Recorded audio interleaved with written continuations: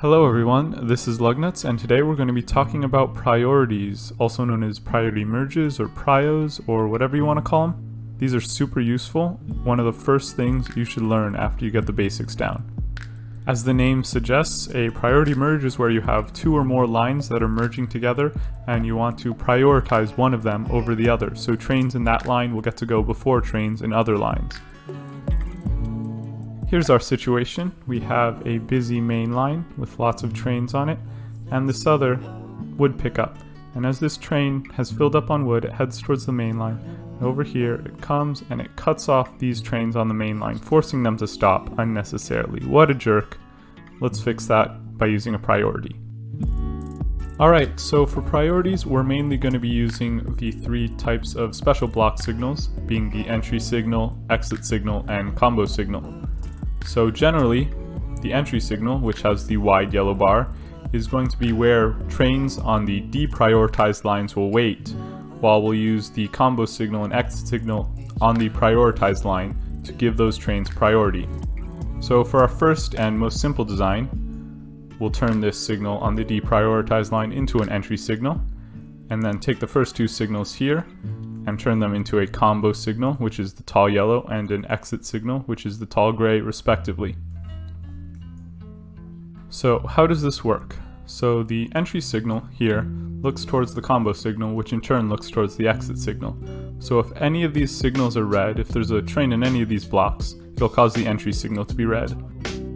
So you can see there, that train stopped because the train on the main line entered this block here. So if I highlight the blocks that are prioritized, you can see if there's a train in any of these three blocks here, it'll stop trains on the deprioritized line. So if we want to make this priority a little longer, we can see here this train cuts off that one anyway. We're going to use more combo signals. So instead of just chaining a combo signal straight into an exit signal, we can chain a combo signal into more combo signals. But we can't just make this one a combo signal, because then trains going forwards, these combo signals going forwards, will connect to each other.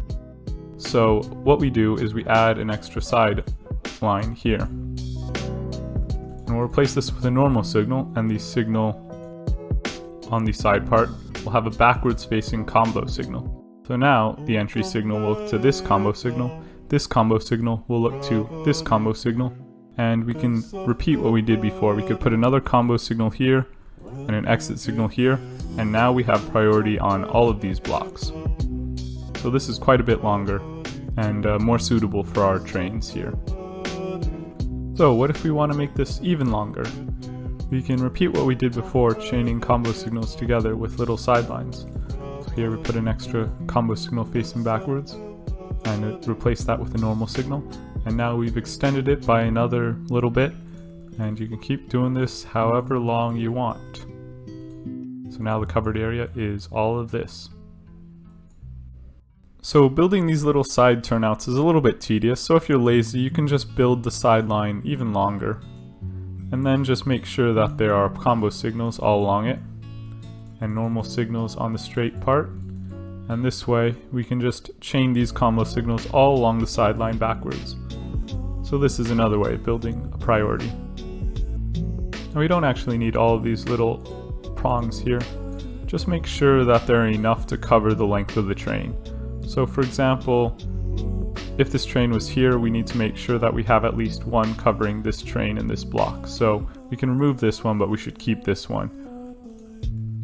So this will still work, and we only need one combo signal per each of these turnouts. Now, one thing that you should watch out for is to make sure you do have these combo signals here, because you notice if we don't have that combo signal, the train will stop and will just jam up there.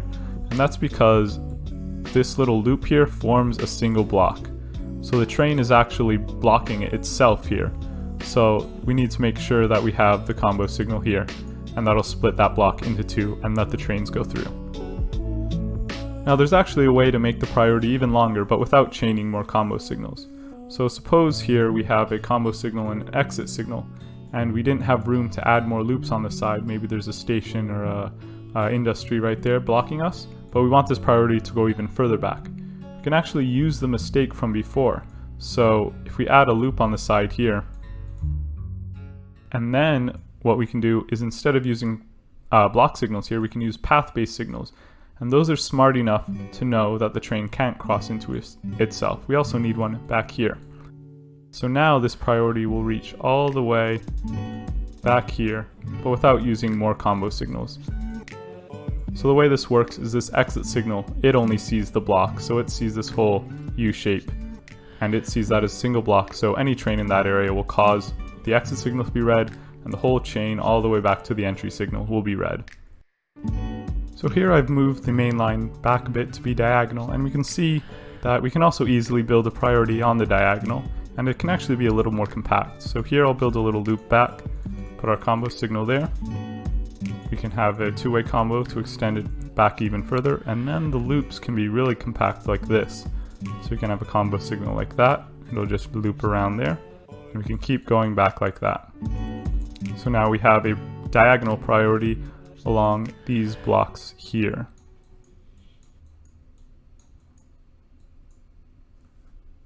So one of the questions you'll have when you're building a priority is how long you should make it. And there isn't really a clear-cut answer to this. It does depend on how well your trains accelerate. So trains that accelerate poorly should have longer prios, and the length of your train, a longer train should have longer prios as well.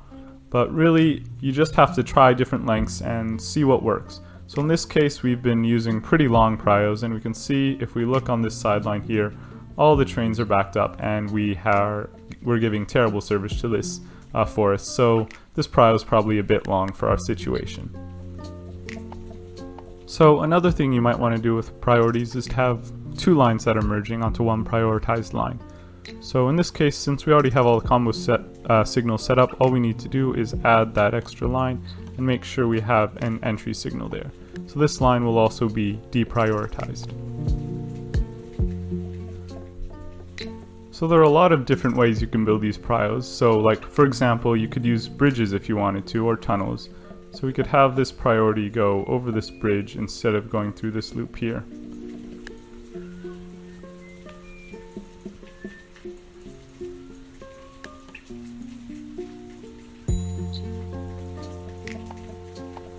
So in this case, it's basically the same priority, but we saved some space on this side and used a little bit more space over here. So the entry signal looks at this combo signal, goes over the bridge, and then back down the line of combo signals again. So there's a lot of different things you can do. You can get creative to fit into tiny spots if you need to. So there are some fancier types of priorities, like two-way priorities, where the priority alternates between two different lines, or time priorities where the trains get to accelerate before they merge. And I'll cover those in another video, but 99% of the time, normal priorities are what you want to use. They're super easy to build once you get the hang of it. So that brings us to the end of this video. Hopefully you found it helpful. If you did, please consider subscribing, and I'll see you next time. Thanks for watching.